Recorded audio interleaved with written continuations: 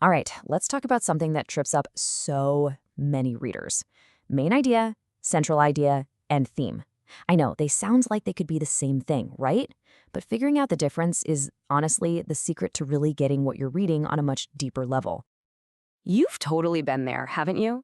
You just powered through a chapter or a long article, you read every single word, but the second you put it down, you're just kind of left scratching your head thinking, wait, what was that all about? That's such a perfect way to put it, isn't it? You get so focused on all the individual trees, the specific facts, the little bits of dialogue, that you completely miss the whole forest. Well, today, we're going to climb up high and get that bird's eye view. So, here's our game plan. We're going to break down these big ideas one by one. We'll start small with the main idea you find in a single paragraph, then build up to the central idea of the whole piece, and finally, we'll get to the big universal lesson, the theme. Then we'll see it all in action and wrap up with how this makes you a way better reader. First up, main idea. We're starting at the micro level here, just a single paragraph. Think of it like this. We've got to understand one tree before we can possibly understand the whole forest. So what is it really? The main idea is just the author's number one point in that one paragraph. It's the key takeaway they want you to have from that little chunk of text. And pro tip, you can pretty much use the words point and main idea interchangeably. They mean the same thing. Oh, this slide just nails it. A main idea, or a point, is basically a claim that needs some backup. If I just say, my car is a lemon, that's my main idea. But you're not going to believe me without some proof, right? That's where the support comes in. The transmission is shot, it overheats all the time. Those details are the evidence that makes my main idea stick. Okay, so how do you hunt these down? Well, first, look for the most general sentence in the paragraph. Usually all the other sentences are just specific examples of that one big idea. Second, ask yourself, okay, what's the topic here? And what's the author's main point about that topic? And finally, a great little trick is to test your guess. Does the sentence you picked work like a little summary for everything else? If so, you've probably found it. All right, we've got the single paragraph down. Let's zoom out. Now we're looking at the core message of the entire text, the whole article, the whole chapter. This, my friends, is the central idea. The central idea is the big kahuna. It's the main event. It's the most important idea in the whole piece. And everything else, every main idea from every paragraph, every key detail should all point back to and support this one single central idea. And I love this analogy. It just makes so much sense. If those main ideas we just talked about are the branches, then the central idea is the big, strong trunk that holds the entire thing together. All the branches grow out of that trunk. It's one complete system. So, finding the central idea is kind of like being a detective. You're looking for clues. Are there certain words or phrases that keep popping up over and over again? Your job is to sift through all the information, separating the really important stuff from the minor details. The end goal is to be able to say, in your own words, what the author's biggest idea is. And then, of course, be able to point to the evidence in the text that proves it. And now, we take the final, biggest leap. We're moving beyond what the text is simply about to what the text means for all of us.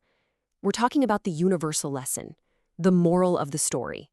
We're talking about theme. Here's the most important thing to get about theme. It's not about the specific characters or the plot. Not really. It's the big, underlying message about life, about being human, that the author is trying to get across. It's the answer to that big question, what did I just learn about the world from reading this? And this is what makes themes so different. It's abstract. It's bigger than the story. It's not about Jake and Camp Emerson. It's about an idea, like perseverance.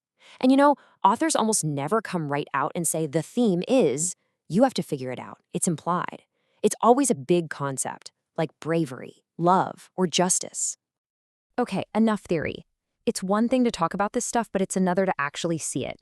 So let's use a little story to pull out the main idea, the central idea, and the theme, all in one shot. So here's a little snippet from a story. The backstory is that this teenager, Jake, has been working his tail off to organize a fishing contest to save his grandpa's summer camp. This is that final, triumphant moment.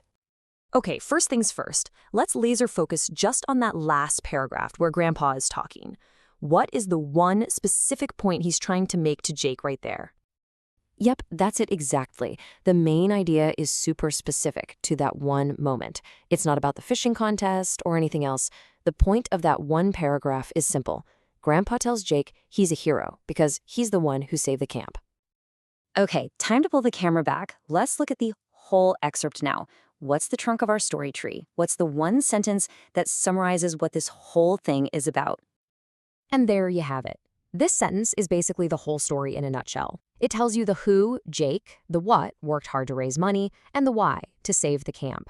This is the central idea that everything else we read helps to support. And now, for the grand finale. What is the universal life lesson here? Remember, this isn't about Jake or camps anymore.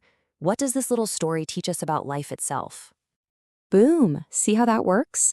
Notice how that sentence has nothing to do with fishing contests or summer camps. It's a universal truth. It's a lesson that could apply to anyone, anywhere in the world. Jake's story is just the vehicle the author used to teach us about the awesome power of determination. That is a theme. Okay, deep breath. We've defined all three, we've seen them in action. Now let's just lock this all in so you can take this with you every single time you pick something up to read.